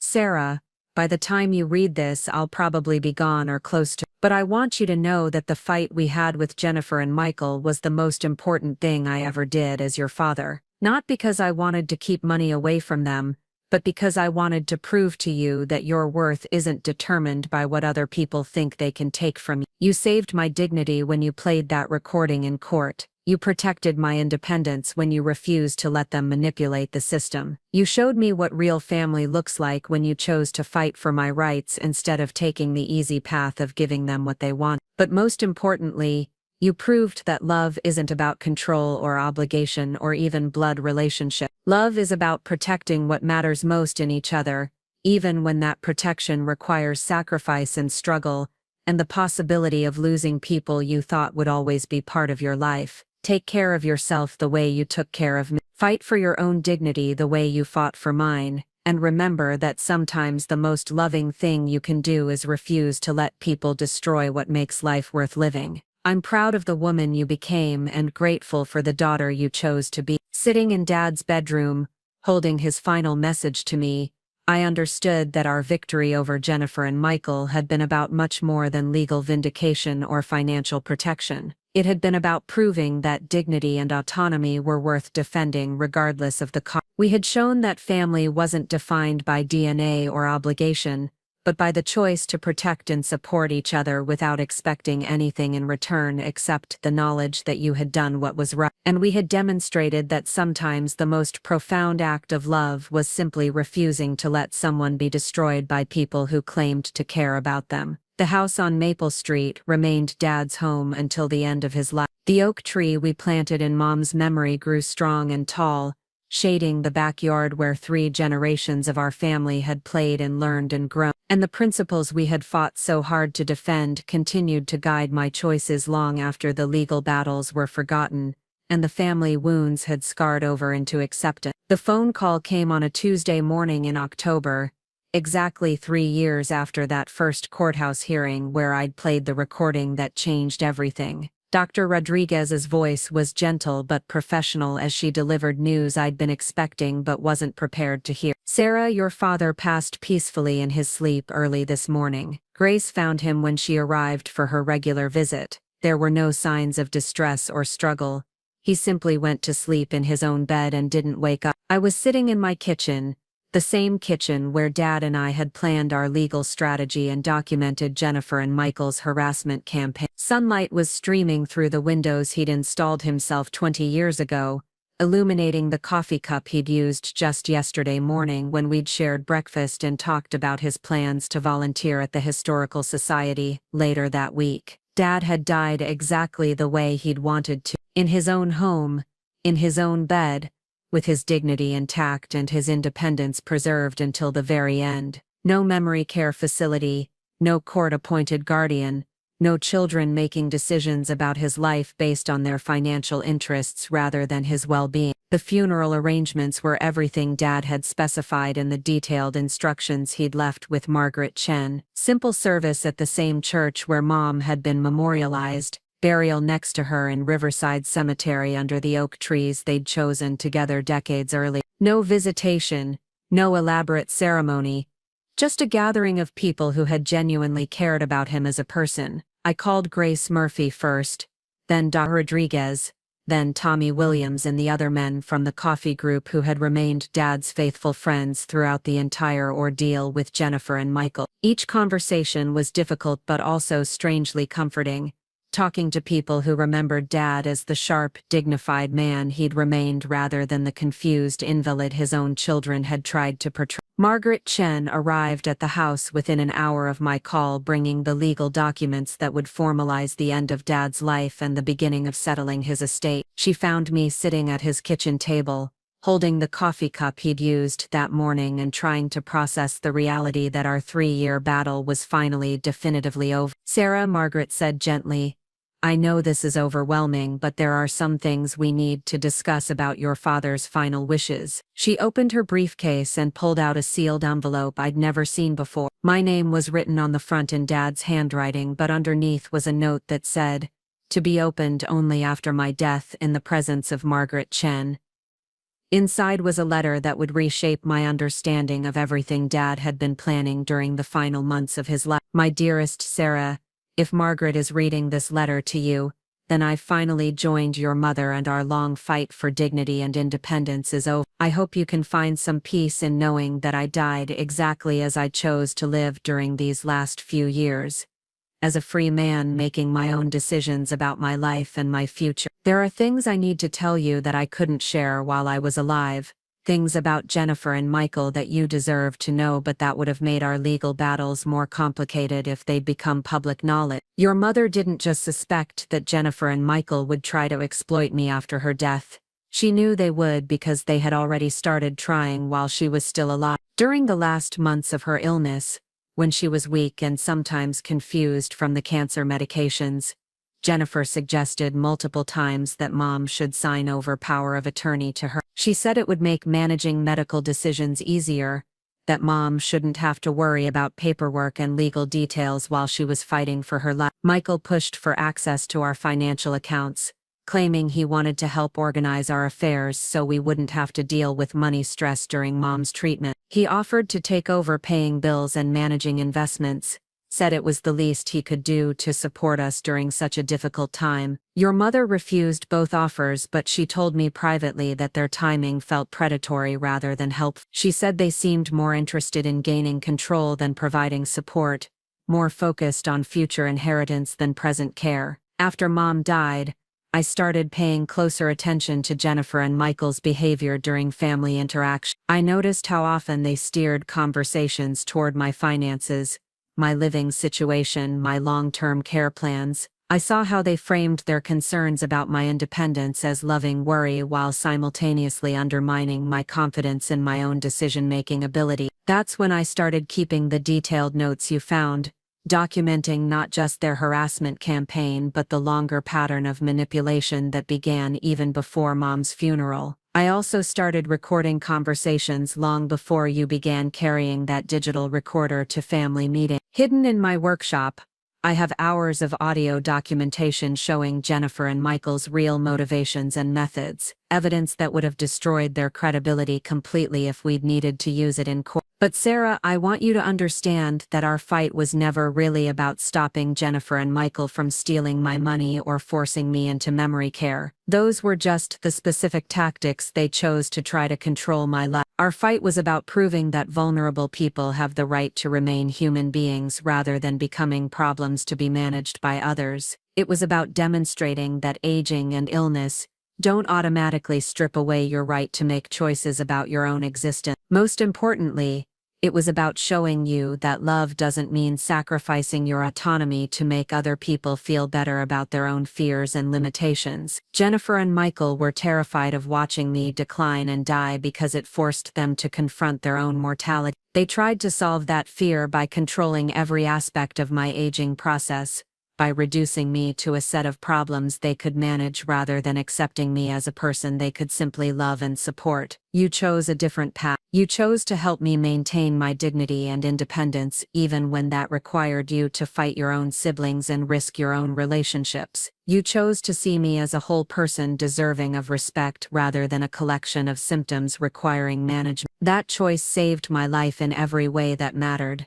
Not because it extended my time but because it preserved my humanity during the time I had left. Now I need you to make the same choice for yourself. Don't let Jennifer and Michael's failures define your understanding of family. Don't let their betrayal prevent you from trusting other people or building meaningful relationships. Don't let their greed and manipulation teach you that love is always conditional and self-serving. There are people in this world who will care about you the way you cared about me, without expecting anything in return except the satisfaction of protecting what matters most. Find those people. Build a life with them. Create the kind of family that's based on choice and mutual respect rather than obligation and shared DNA. Take the money I'm leaving you and use it to build something beautiful, not just for yourself, but for other people who might find themselves in situations like ours. Help families protect their vulnerable members from exploitation. Support legal reforms that strengthen the rights of elderly people to maintain their independence. Fund resources that help people navigate family conflicts without destroying their dignity in the process. But most importantly, remember that our victory wasn't really about the courthouse hearing or the criminal charges or the legal vindication. Our victory was about proving that some things are worth fighting for even when fighting is difficult and painful and costly. We proved that dignity matters more than convenience. We proved that autonomy is worth some risk. We proved that love means protecting people's right to make their own choices, even when those choices are different from what we think is best for them. I'm proud of the daughter you became and grateful for the woman you chose to be. Take care of yourself with the same fierce determination you used to take care of me. And remember that the best way to honor what we fought for together is to keep fighting for what matters most, even after I'm no longer here to fight beside you. Margaret finished reading Dad's letter in the kitchen where he'd written it, probably late at night when his mind was clearest and his resolve was strong. The morning sunlight had shifted across the table and I could hear the neighborhood kids walking home from school, their voices carrying the same carefree energy that had filled this street when Jennifer, Michael, and I were young. There's more, Margaret said gently. Your father established a foundation in your mother's name 6 months ago, the Robert and Elizabeth Mitchell Foundation for Elder Rights. He funded it with half of his estate and appointed you as the executive director. She handed me a folder containing incorporation documents, mission statements, and strategic plans that Dad had developed with the same meticulous attention to detail he'd used to document Jennifer and Michael's harassment campaign. The foundation was designed to provide legal advocacy for elderly people facing exploitation by family members, financial support for families fighting guardianship abuse, and educational resources about elder rights and dignity. Dad had even secured commitments from Dr. Rodriguez and Margaret Chen to serve on the advisory board. Sarah, your father spent the last year of his life building something that would outlast his personal battle with Jennifer and Michael. He wanted to make sure other families wouldn't have to fight these battles alone. I looked around Dad's kitchen, seeing it now not just as the place where our family had shared meals and conversations, but as the command center where he'd planned a legacy that would help protect other vulnerable people from the kind of exploitation we'd experienced. The funeral service 3 days later was small but powerful. Tommy Williams gave a eulogy that focused on Dad's strength and integrity during his final years rather than dwelling on the family conflicts that had dominated recent headlines. Dr. Rodriguez spoke about Dad's courage in advocating for his own care and the dignity he'd maintained despite his diagnosis. Grace Murphy shared stories about Dad's kindness and humor during their twice-weekly visits. Jennifer and Michael didn't attend. They sent flowers with a generic sympathy card, but they respected the legal boundaries that prohibited them from direct contact with our family. Their absence felt appropriate rather than sad. They had chosen to become strangers to their own father, and his funeral was simply the final confirmation of choices they'd made years earlier. After the service, as people gathered at the house for the reception Mom had always insisted should follow family funerals, I found myself standing in Dad's workshop looking at the hidden recording equipment he'd mentioned in his letter. Sophisticated digital devices concealed inside tool storage, documentation of conversations that went back almost 2 years. Margaret found me there, holding one of the recording devices and trying to imagine Dad planning this elaborate documentation strategy while outwardly maintaining the appearance of a confused old man who couldn't manage his own affairs. He was always 3 steps ahead of them, Margaret said. Even when his memory was inconsistent, even when he had moments of confusion, his strategic thinking remained absolutely sharp. Jennifer and Michael never understood that dementia doesn't affect everyone the same way, or eliminate all cognitive abilities simultaneously. Should I listen to these recordings? Margaret considered the question carefully. That depends on whether you think it would help you understand what happened, or just reopen wounds that are finally healing. Your father won the important battle. The specific details of how he won them might be less important than the fact that he did win them. I decided to leave the recordings undisturbed. Dad's final letter had given me all the understanding I needed about his motivations and method. The additional evidence he'd collected was insurance we'd never needed to use, and I saw no reason to revisit those painful conversations now that justice had been served and closure had been achieved. The estate settlement took 6 months to complete, but the process was straightforward because Dad had planned everything meticulously. The house on Maple Street went to me along with all his personal possessions and half of his financial assets. The other half funded the foundation that would continue his advocacy work long after his personal battle was over. Jennifer and Michael received nothing, exactly as Dad had specified in his will. The document included a detailed explanation of their exclusion that referenced their criminal convictions and their systematic attempts to exploit his vulnerability for financial gain. There was no ambiguity about his intentions and no legal basis for them to challenge his decision. Margaret handled the final legal paperwork with the same professional thoroughness she'd brought to our criminal case against Jennifer and Michael. But the conversation that mattered most happened on a quiet spring afternoon when she came to the house to deliver the last of the estate documents. "Sarah, I need to tell you something about your father that you might not have fully appreciated during all the legal battles." We were sitting on the front porch where Dad had spent so many mornings watching the neighborhood wake up around him. The oak tree he'd planted in Mom's memory was starting to leaf out, creating dappled shade across the yard where 3 generations of our family had played and grown and learned what love really meant. In 30 years of practicing elder law, I've never seen anyone fight for their independence as effectively as your father did. Most people in his situation either give up and accept whatever their families want to impose on them, or they fight so emotionally that they undermine their own credibility. Margaret pulled out a folder I hadn't seen before containing correspondence between Dad and various legal and medical professionals during the months leading up to our courthouse confrontation. Your father approached this battle like a military campaign. He researched the law, consulted multiple experts, developed strategy, gathered evidence, and executed his plan with precision and patience. He never let emotion override logic,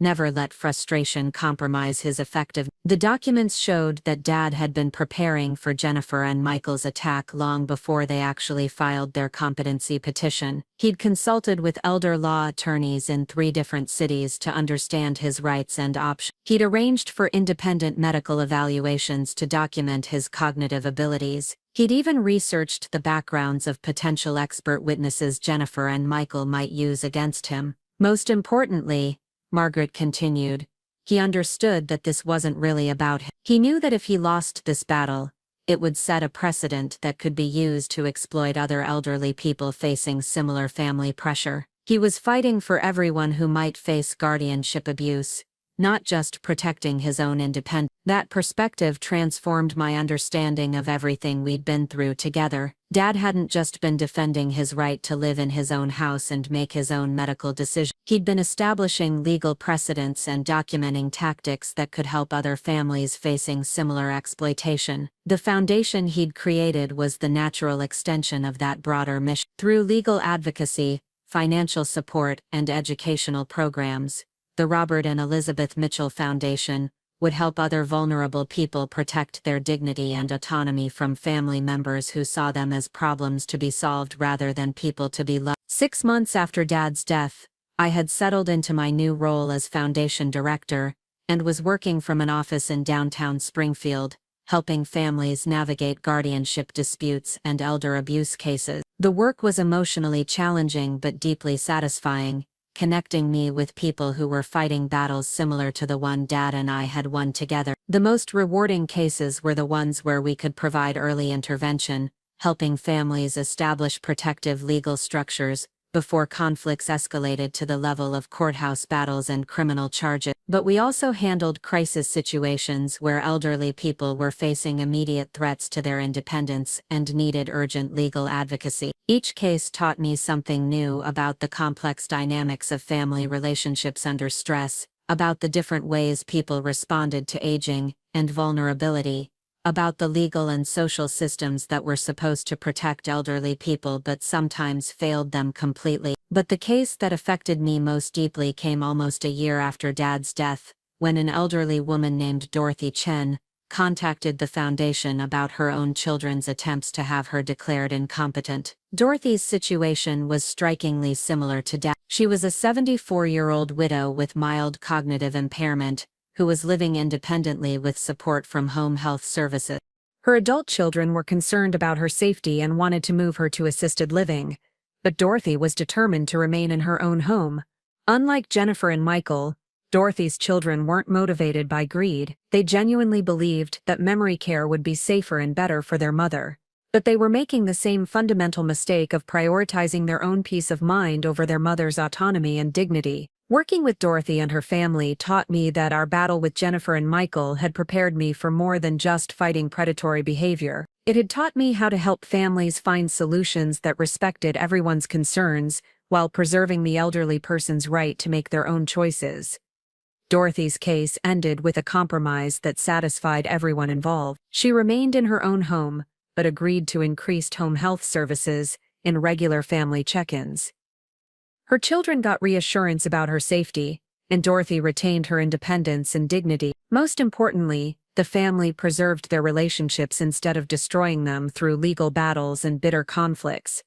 That successful resolution showed me the difference between our situation with Jennifer and Michael and families facing genuine disagreements about care decisions. Dorothy's children were willing to listen to their mother's concerns, consider her preferences, and work towards solutions that respected her autonomy. Jennifer and Michael had been interested only in imposing their will and accessing their inheritance. The foundation grew rapidly during its first year of operation, handling over 200 cases and helping dozens of families avoid lengthy legal battles through mediation and education. We developed resource guides for families dealing with aging-related conflicts, trained volunteers to provide advocacy support, and worked with legislators to strengthen legal protections for elderly people facing guardianship abuse. But the program I was most proud of was our speaker series, where Dad's story was shared with community groups, professional organizations, and families dealing with similar conflict. Not the details of our legal battles, but the broader lessons about dignity, autonomy, and the difference between protection and control. The message that resonated most strongly with audiences was Dad's insight that love doesn't mean eliminating all risk from someone's life. It means supporting their right to make their own choices about what risks are worth taking, what trade-offs are acceptable, what kind of life is worth living. 2 years after Dad's death, on the anniversary of that first courthouse hearing where I'd played the recording that changed everything, I received an unexpected phone call that brought our story full circle in the most surprising way. The caller identified herself as Amanda Foster, the social worker who had helped Jennifer and Michael coordinate their harassment campaign against Dad. I hadn't heard from her since her cooperation agreement with our criminal case, and I assumed she'd moved on with her life after losing her professional license. "Sarah, I know I have no right to contact you after what I did to your family, but I wanted you to know that I've been following the work of your foundation. I've been seeing the impact you're having on families dealing with elder abuse situations." Amanda's voice was different than I remembered from our legal proceedings. Less defensive, more thoughtful, carrying the weight of someone who had spent 2 years reflecting on the consequences of her choices. "I've been working as a caregiver at a memory care facility since I lost my social work license. It's been humbling work, but it's also been educational. I've learned the difference between genuine care and institutional control, between protecting people and managing." She paused, and I could hear her choosing her words carefully. "I wanted you to know that your father was right about everything. About the importance of dignity, about the difference between safety and autonomy, about the ways family members can exploit elderly people while claiming to act out of love." Amanda went on to explain that she'd been volunteering with families dealing with guardianship disputes, using her experience with our case to help people recognize warning signs of exploitation and manipulation. She couldn't practice social work anymore, but she could share what she'd learned about the tactics predatory family members use to build false cases against their elderly relatives. "I know I can never undo what I did to your father, but I hope I can prevent other families from going through what you experienced. Your foundation is doing important work, and I wanted you to know that even the people who made mistakes in your case recognize how vital that work is." The call from Amanda reminded me that our battle with Jennifer and Michael had affected more people than just our immediate family. It had educated professionals about the tactics used in elder abuse cases, influenced legal precedents about guardianship standards, and changed how some people thought about the balance between safety and autonomy in elderly care. But most importantly, it had created a legacy that would help other families facing similar challenges long after the specific details of our courthouse battles were forgotten. 3 years after Dad's death, the foundation had helped over 500 families, prevented dozens of unnecessary guardianship proceedings, and supported legislative changes that strengthened protections for elderly people facing exploitation by family members. The house on Maple Street had become the foundation's community education center, where we hosted support groups for families dealing with aging-related conflicts and trained volunteers to provide advocacy services. Dad's workshop had been converted into a resource library, and Mom's garden had been expanded into a memorial space where families could find peace while processing difficult decisions about their elderly relatives' care. But the space that meant the most to me was Dad's kitchen table, where we'd planned our legal strategy and documented Jennifer and Michael's harassment campaign. That table had become my desk, where I reviewed cases and developed programs and wrote articles about elder rights and family dynamics. Sitting there on quiet mornings, drinking coffee from the same cups Dad and I had used during our darkest battles, I could feel the presence of everything we'd fought for and won together. Not just the legal victories or the financial protections, but the deeper triumph of proving that dignity and autonomy were worth defending regardless of the cost. The foundation's work continued to evolve and expand, but its core mission remained exactly what Dad had envisioned in his final letter. We were proving every day that vulnerable people deserve to remain human beings, rather than becoming problems to be managed, that aging and illness didn't automatically strip away the right to make choices about your own existence, and that love meant protecting people's autonomy rather than controlling their lives for their supposed benefit. Jennifer and Michael never contacted me or the foundation, even indirectly. I heard occasionally through distant relatives that they were both struggling with the consequences of their criminal convictions, that their reputations had been permanently damaged by their attempts to exploit their own father. But I felt no satisfaction in their difficulties, no sense that justice required their continued suffering. Their punishment was simply the natural result of choices they'd made about how to treat other people. Dad and I had protected ourselves and won our battles, but we hadn't caused their downfall. They had done that themselves through their own greed and manipulation and willingness to destroy family relationships for money. The final resolution to our story came 5 years after Dad's death, when the foundation received a letter from a family in Oregon whose elderly father was facing guardianship proceedings initiated by his adult children. The letter thanked us for resources that had helped them avoid a destructive legal battle and preserve both their father's independence and their family relationship. Reading that letter in Dad's kitchen, surrounded by the evidence of everything we'd built together from the ashes of our own family conflict, I understood that our victory had never really been about beating Jennifer and Michael in court or protecting Dad's money from their exploitation. Our victory had been about proving that some principles were worth defending regardless of the personal cost, that human dignity was more important than family harmony, and that sometimes the most loving thing you could do was refuse to let people be destroyed by those who claimed to care about them. Dad had died exactly as he'd chosen to live during his final years, as a free man making his own decisions about his life and his future. And through the foundation that bore his and Mom's names, that freedom was being extended to hundreds of other elderly people facing similar threats to their autonomy and dignity. The oak tree we'd planted in Mom's memory had grown tall and strong, shading the backyard where future generations would play and learn and discover what it meant to protect what mattered most. And the principles we'd fought so hard to defend continued to guide the foundation's work and my own choices, creating ripples of positive change that would extend far beyond our own family's story. Up next, you've got 2 more standout stories right on your screen. If this one hit the mark, you won't want to pass these up. Just click and check them out.